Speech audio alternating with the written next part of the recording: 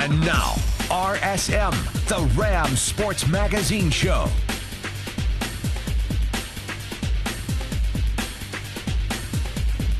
Good evening and welcome to RSM, Rams Sports Magazine Show. I'm your host, Anthony Keith. A new era of CSU football is just on the horizon as the team began spring camp last week. However, another era has come to an end. I'm talking, of course, about Tim Miles. The basketball coach for CSU has left the program for Nebraska and is now a Husker. I had the opportunity to talk to Miles moments after he got off the plane from Nebraska to Fort Collins last Friday.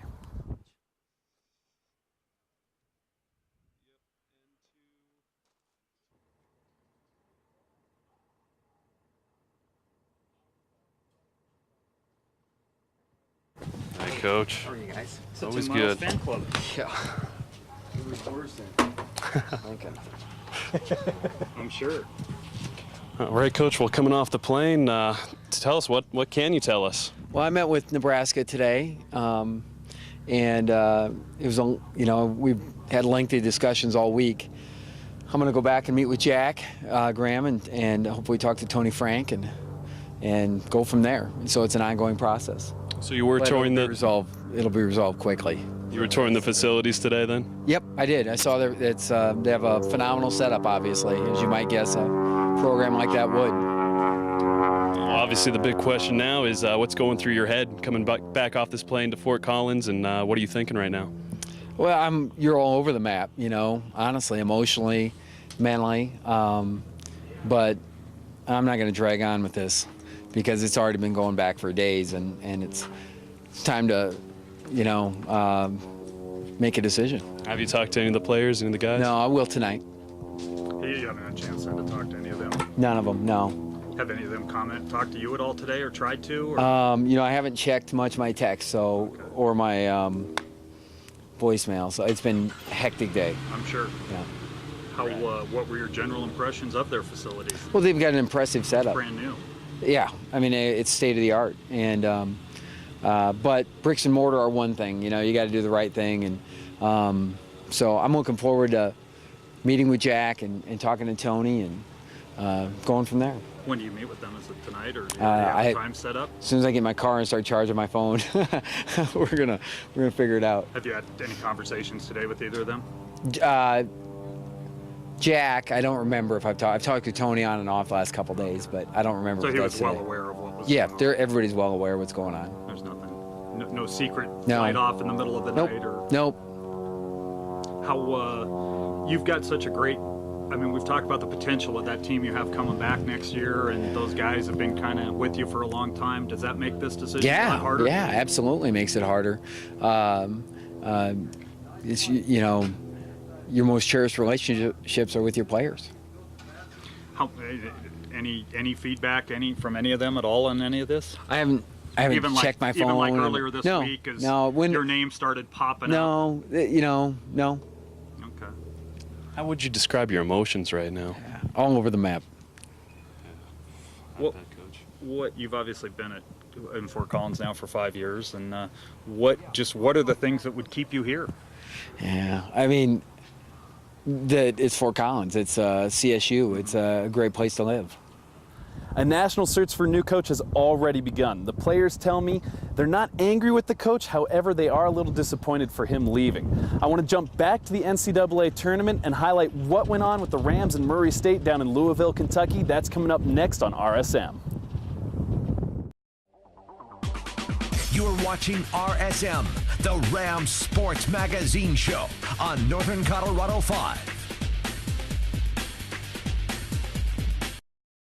Welcome back to the show, Rams fans. The CSU men's basketball team made an appearance in the NCAA tournament for the first time since 2003, a little over a week ago. I'm going to take the time right now to look back on how the Rams were feeling just before their game against Murray State. I'm standing just outside the KFC Yum Center in Louisville, Kentucky, where the CSU men's basketball team is prepping to take on number 6 Murray State. They were the first ones to hit the court to practice earlier today. Here's what some of the players and Coach Miles had to say. You just, when you look at it all, you're here for one reason. You do all the interviews, you do all the running around, and you're here for one reason, that's to win a game. So. The goal seems simple: win a game and move on to the next. But a Murray State team that was 30-1 this season is no easy task to overcome. Junior guard Wes Eichmeyer feels that the regular season schedule has prepared them for this Racers matchup.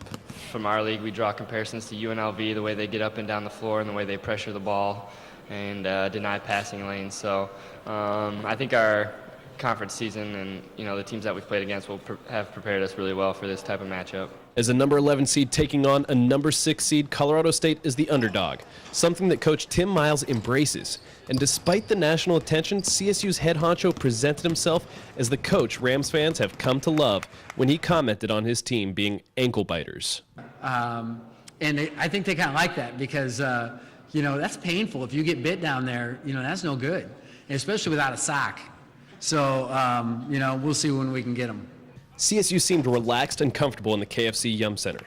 The Rams concluded practice with half-court shots, and just in case tomorrow's game comes down to a buzzer beater, junior Jesse Carr has no problem taking the responsibility of hitting a game winner from mid-court. You know what, first I'd like to say I am 100% that guy to make the half-court shot out of all the guys on the team, but no, that would be nice. Hopefully it doesn't come down to that close of a game where we have to, make a half. Hopefully they'll be the one that's having to throw up a half-court heave to win it. All joking aside, CSU is set and focused as they prepare to take on any challenges the NCAA tournament has to offer. All these teams here came here with one thing in mind, and obviously we're going to take it all in and have fun, but to win this thing is obviously the main goal. Now, right where I'm standing is about 4 hours away from Murray State's campus, so obviously the Racers are going to have a huge fan base here. But the CSU men's basketball team tells me they're not worried about it. They're actually accepting the challenge.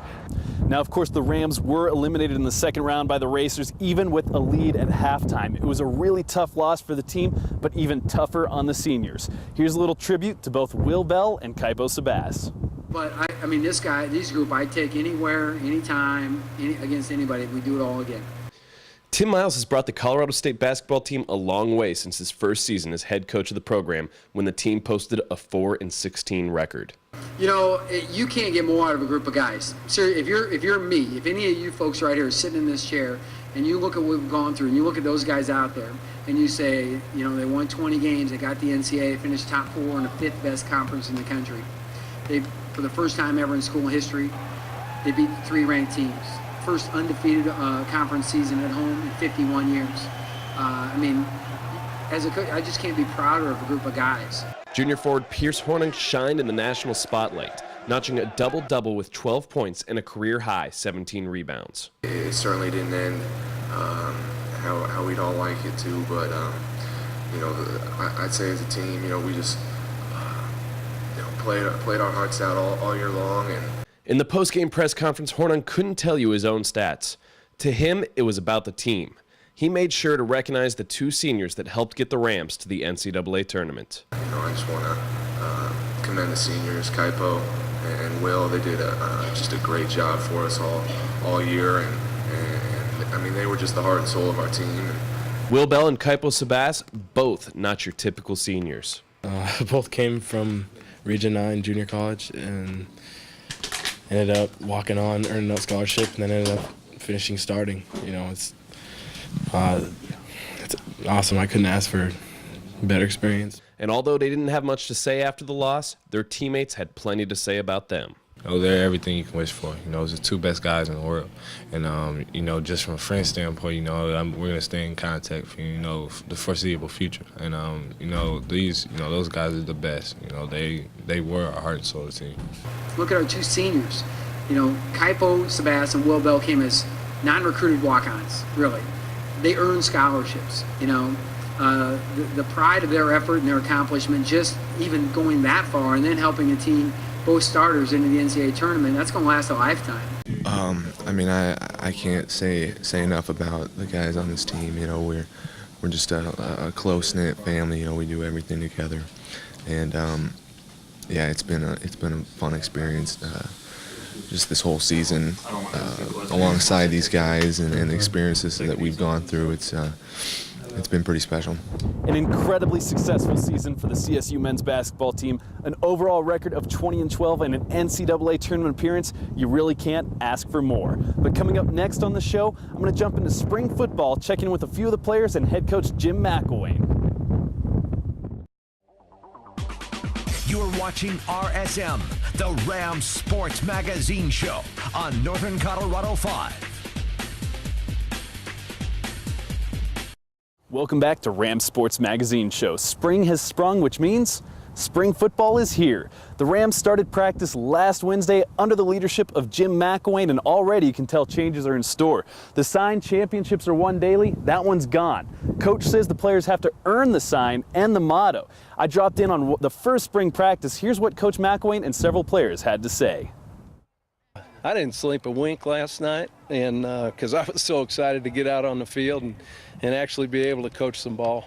First day of spring practice for the CSU Rams took place on Wednesday. It also marked the first time Jim McElwain took to the field with his team as the head coach. Main goal here is to understand the tempo of practice and how we want it run. Simple things like your shirts are tucked in. The tempo of practice was incredibly fast-paced, according to players. I mean, it's really fast-paced. A lot of tempo going. You're never really sitting down a lot. You're always going somewhere, doing something, getting a lot of endurance and like game time endurance. I like that. It was a lot of fun. It was more up-tempo than we're used to, but that's what spring's about, getting used to the new system. And I had a lot of fun running around and trying to pick on the defensive guys. So it was a lot of fun. Since the hiring of Coach Mack, CSU has preached about a bold new era.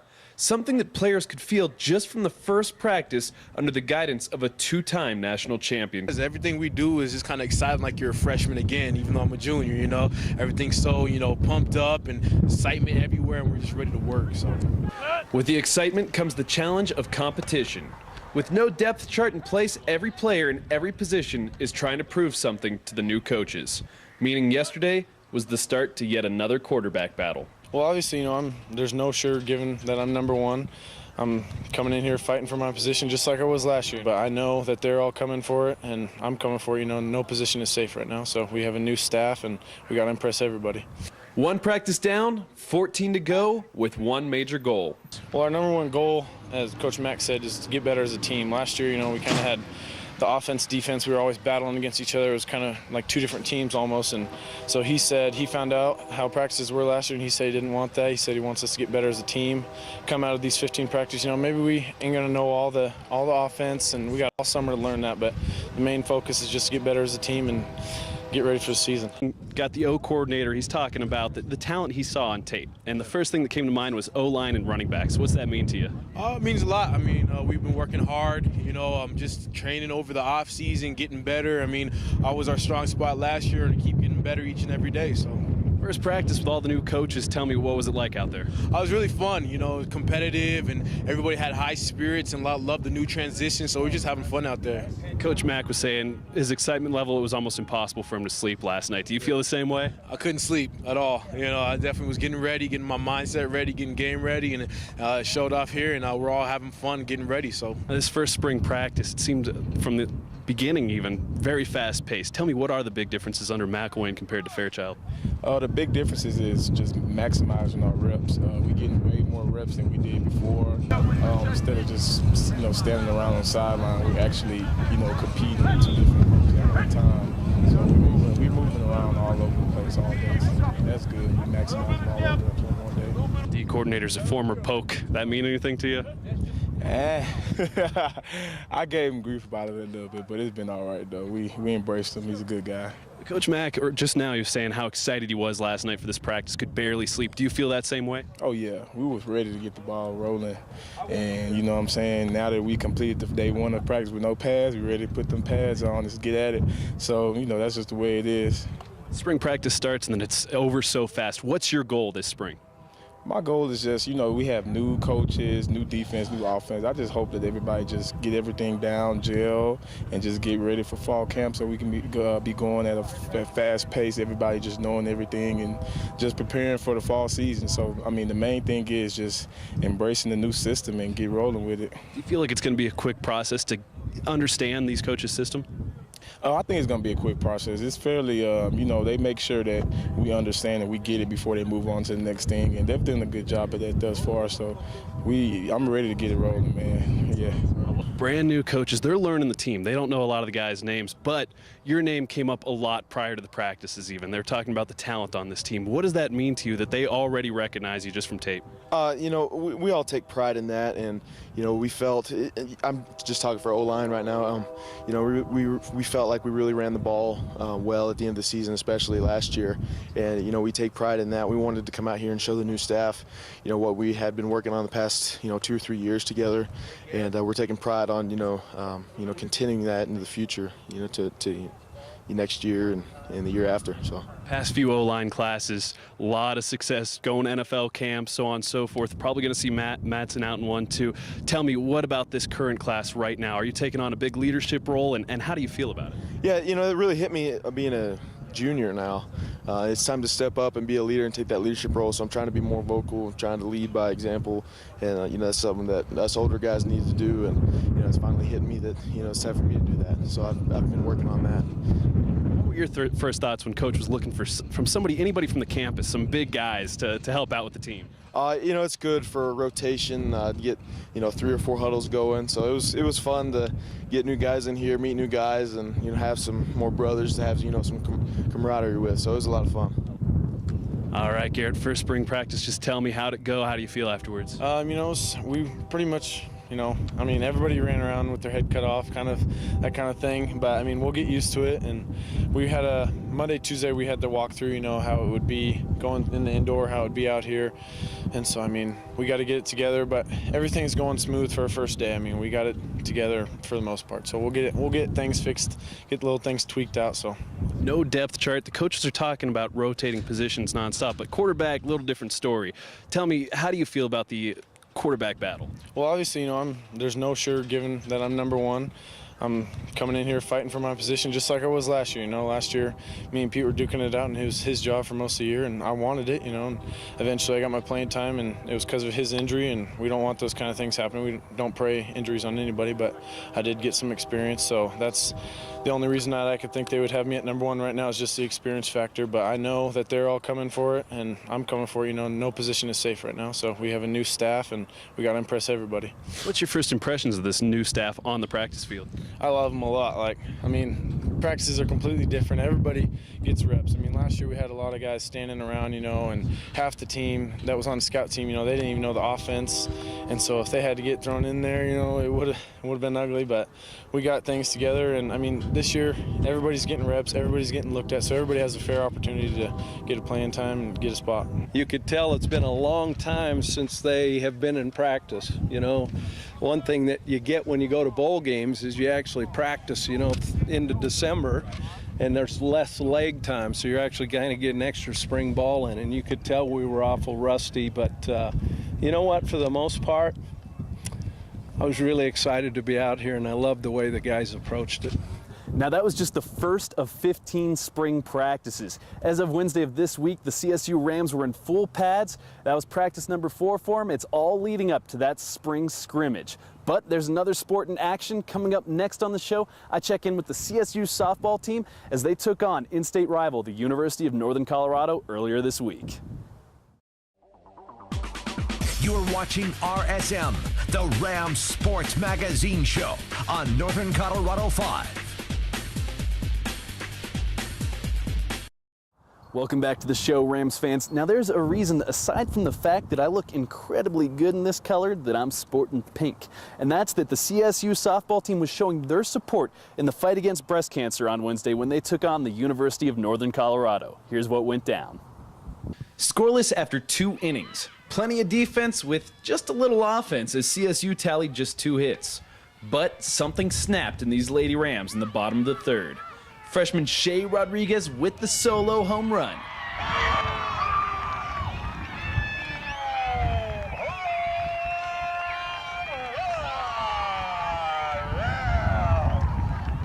Follow that up with an Emily Pohl slam. You could hear that all the way down in Greeley, and we got back-to-back solos, ladies and gentlemen. CSU up 2-0. Still in the 3rd, Alex Grekel with a double. Then bam, out of nowhere, A third home run for sophomore Chelsea Biglow, her 6th of the season. Now CSU is up 4-0 as the two teams enter the 4th.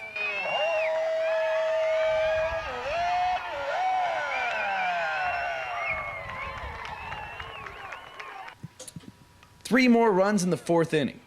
Butterfield at the plate drives home the winning run in the 5th, ending the game due to NCAA mercy rules.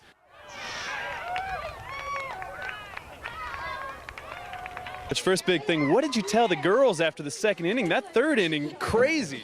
Well, you know, I felt like we were hitting the ball hard in that 2nd inning. We just hit a couple shots right. Haley David hit a nice line drive to right field, and I thought Cassie Mosser got a hold of one too. So I was hoping it was just a matter of time. I felt like we were hitting her pretty hard.